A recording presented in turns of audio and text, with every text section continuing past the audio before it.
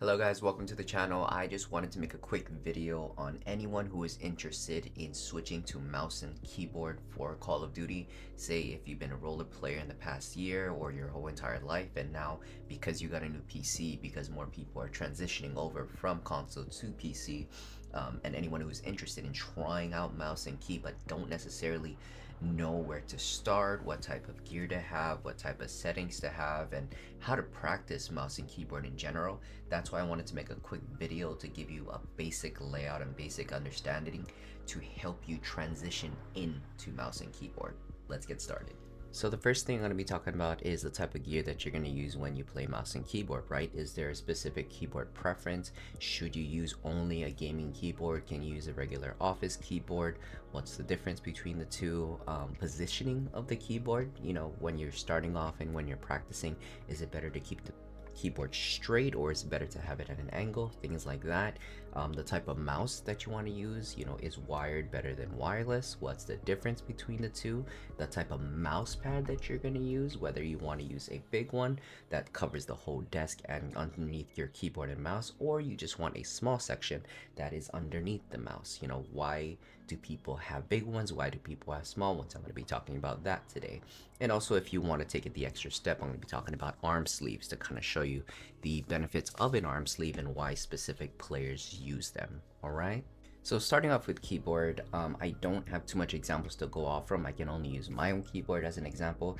I've used a Corsair keyboard, which is a small keyboard that does not have the 9-key set.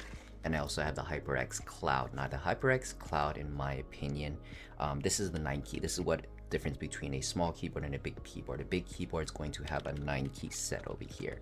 Now, me preferably, if I could, I would want to use a smaller keyboard without the 9-key set. But the thing is, when it comes to streaming and other things I do for editing and content, I like to use the 9 keyboard for shortcut and hotkey. So that's the reason why I prefer having the bigger keyboard, even though it actually takes more space. But honestly, whether you use a stock keyboard, say if you have an old office keyboard somewhere lying around, in my personal preference, unless you're gaming at a super high competitive level where you need the very micro millisecond speed response, then yeah, maybe a gaming keyboard would be preference. And also too, if you have a preference of how your keys sound.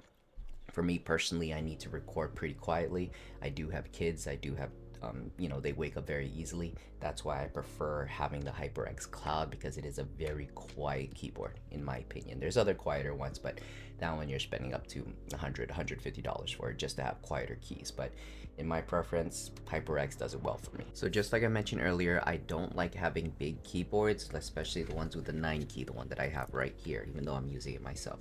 But the reason being is because with having a bigger keyboard, it takes up more desk space. So in turn, what happens when you're using mouse and key, it actually takes up some of the space that you use for your aiming. So that's for your mouse movement. The lower the sensitivity, the more mouse movement that you'd have to do.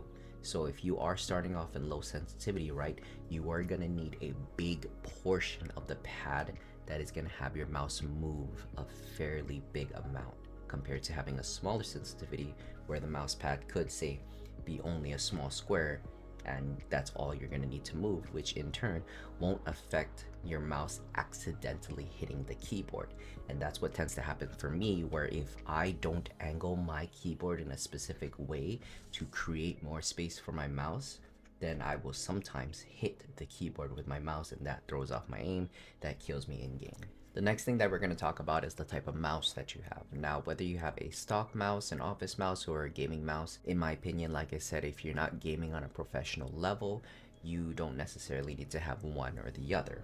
But if you do want to take it all the way, right, if you want to fully transition into a full gaming mouse and keyboard setup, if I had to choose, and if I had to choose it all over again, I would still go with a wireless mouse. So let's talk about wired versus wireless, right? And the reason why I prefer wireless is because it does not hinder your movement. Because when it comes to having a wired mouse, right, there is a piece of wire that is connected to your mouse, and whether you have it loose or not, where it won't snag onto the desk or anything else, because if it snags, right, it's gonna pull your aim, it's gonna throw it off, because if you move in a specific way and the wire pulls in the opposite direction, it's gonna throw your aim off. But with a wireless mouse, you don't have to worry about any type of weight, additional weight additional friction, additional pull that that wire may or may not cause. So in my preference, wireless mouse is good. You don't have to worry about the batteries dying so fast with this wireless mouse. I believe I don't have to charge this mouse up for every 5 to 6 days when I game on this, and I do game, you know, at least 1 to 2 hours a night. So it does have fairly good battery lifespan on an average for the mouse that you buy. Now, if you want to take it a step further, on top of it being a wireless mouse, you also want to consider the weight of the mouse. Now, there are other mouses like the Logitech Hero G. Those mouses can get fairly heavy. Now, don't get me wrong, some games and some players have a preference of having a heavier mouse. Maybe it creates more precise aim for them. Maybe they have better control if it is a heavier mouse. But I hear, and I've seen majority of the time and experienced it myself, that when you have a lighter mouse and you start to practice more on your aim, you're gonna have better precision and better movement, especially in Call of Duty, where the game is very snappy, where you have to do quick turns, quick 360s, and get on target as fast as you can. The lighter the mouse, the faster you can move on that pad. Last piece of gear that I do want to talk about is your arm sleeve. Now, whether you want to have an arm sleeve or not, it's purely up to you. In my personal preference, you start to play on mouse and key, and I'm sure you already noticed it, is when your arm is on the desk because you're moving the mouse, your arm will tend to get sticky, especially if you play in a room that does not have AC, where it might be hot and your arm starts to sweat. What's going to happen is that sweat on your arm, based on the type of desk that you have too, will tend to stick to the desk. And what happens when the arm sticks to the desk, it creates friction. And when that friction happens, guess what? It throws off your aim, because when you're trying to move all the way to the right, when you're trying to move all the way to the left, but you can't because you get snagged because of your arm being a little sticky, right? That's the reason why it's beneficial to have an arm sleeve. Other solutions would be like, well, wear a long sleeve shirt. It's like, well, if you don't want to wear a long sleeve shirt all the time because it's hot, an arm sleeve is a very good alternative solution. What's really good is, out of all the gear that I mentioned, the arm sleeve is probably going to be your cheapest one. You can probably get one arm sleeve for $10 or two arm sleeves for 15. Look it up on the TikTok shop, look it up on Amazon.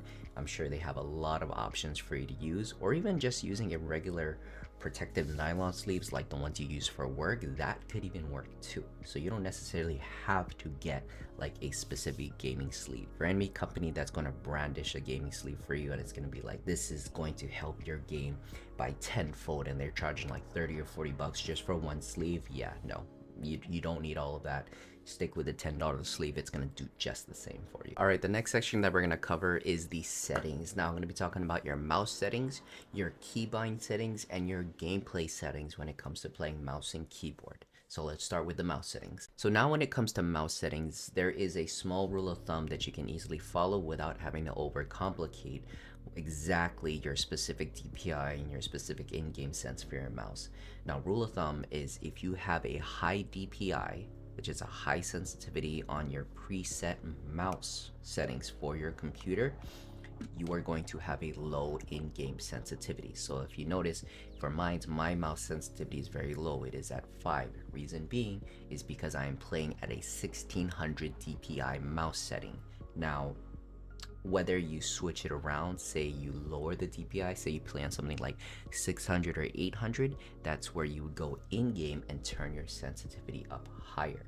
So high in-game sense, low DPI, or high DPI, low in-game sense. Honestly, it's very hard to tell the difference unless you're a mouse aiming connoisseur and you get more experience in mouse and keyboard. You can probably tell the difference between the two, but in my case, you know, I've been playing on mouse and keyboard for only about 3 or 4 years. I still haven't even noticed the difference, but I went with the rule of thumb, kept my DPI high and the in-game sensitivity low. And remember too, these are just my suggestions. If you want to play around with it and see what works for you, great. This is just the general rule of thumb that I've seen myself and what I've watched on YouTube videos, and the knowledge that I want to pass on to anybody else that's going to try mouse and key. So the rest of my mouse settings, I got the ADS sensitivity multiplier down to 90.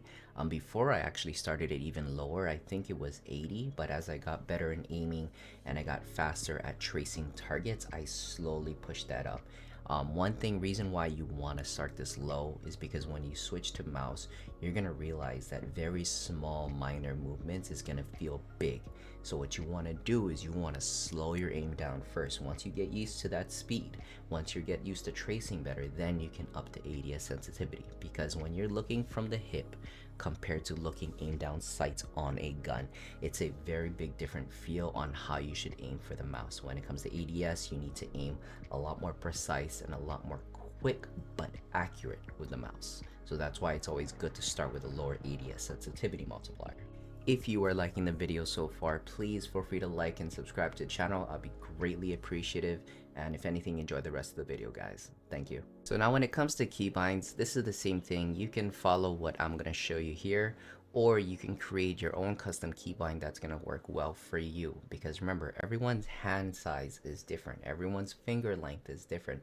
The way that people touch their keys on the keyboard can feel more comfortable compared to others. So that's why setting your keys up to what feels the most comfortable for you to hit smoothly is the main idea of your keybind. There is no pro keybind to follow. There is no only one keybind that's gonna get you the most kills and the best movement. No, it's the keybind that you're gonna feel the most comfortable with. So let's start with the movement keybinds. Now my movement keybinds, I kept the same when it comes to moving forward, back, left, and right to WASD, which is your standard.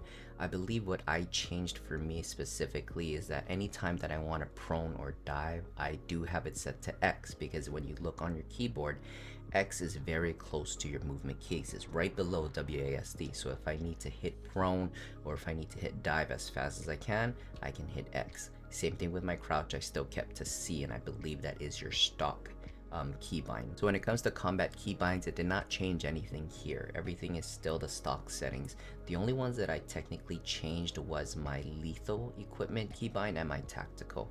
My lethal, I did put it to Q because it's very close to my WASD. So if I ever need to finish it down by knifing, or if I need to hit a lethal real quick, I have Q right next to my W that I can hit. Or even for my tactical, when you're loading a tactical, if you're holding a stun grenade, if you're holding a flash grenade, right, you need some time to aim. So for me, I like to set it to my mouse 4 key. My mouse 4 key, if you notice, most gaming mouses are going to have an additional keys on the left side of the mouse. So at least while I'm holding it down with the mouse 4 key, I can use my mouse to aim on where to throw it. If you try to attach it to a keybind that's on the keyboard, players have an issue with or struggle with is holding that keybind, but at the same time wanting to move and aim where they want to throw it. Because when you have a keybind for your tactical on the keyboard, you have to take one of your fingers off your WASD. So in my opinion, to not have to worry about trying to move and aim and throwing that specific tactical in that direction, I'd say stick with the tactical being on your mouse button or something that's accessible here, because that way you can just hold it down with your thumb, still aim where you want to throw, and still move where you want to move at the same time. So moving on to the gameplay settings. Gameplay settings, whether using controller or mouse and keyboard, I honestly feel they're just the same. So what I'm going to do is I'm just going to scroll through this right here, pause it at any moment in the video so that you can take a look and see the same settings that I used. But remember, use these settings as a recommendation, but if you have something more efficient, use that setting yourself. All right, so now it comes to the fun part. Now it comes to practicing your movement, practicing your aim. Of course, the firing range is always going to be available for you, but really take advantage of it. You know, going back and forth, practicing your slide cancel, practicing your jumps, practicing your aim as you jump. These kind of things is what's going to help you build muscle memory, because what it comes to, you're essentially retraining your brain to, instead of using your thumbs on a controller, you are switching to using both arms, both hands in simultaneous. So you are hitting keybinds and at the same time moving your mouse, and they are very different when it comes to the type of movement. So that's why repetition. If you have to keep going back and forth to get used to the quick movement, feel free to do that. You know, even for tracing on the bots. So when you're shooting, right, you're trying to practice your aim and practicing recoil, and man, you're gonna love how easy it is to control recoil when it comes to mouse compared to roller. So you're gonna have fun with that. I'm excited for you. But besides that, you know, if you did buy the multiplayer edition, if you buy the full game, then hey, go into a private match, throw up some bots, go into a free-for-all, or even do team deathmatch where you only one on team and you're versing 6 other players. You know, they can go all the way down to casual, bot difficulty, and then as you start to practice and get more better at it, challenge yourself even further, right? Go into veteran, go into higher difficulties. You know, they're not going to be essentially be the same as, you know, regular players, but hey, At least it's a good way to practice without affecting your KD going into regular matches. But say if you don't have multiplayer or you didn't buy the full game and you only have the free Warzone edition, then hey, go into Plunder. You know, Plunder is a good way to essentially practice your mouse and keyboard movement, essentially practice your looting, practice everything without having to affect your KD that's in Resurgence or Warzone. But if anything, guys, that is a quick tutorial video. I didn't want to get too detailed into it, but if you do want me to have a more specific detailed video on keybinds, on aiming tips, on movement tips, on looting and aiming at the same time, trust me, when you start to practice and get more into the mouse and keyboard realm, you're going to realize that the skill ceiling for mouse and key is honestly limitless. But if anything, guys, hope you have a good day. Take care.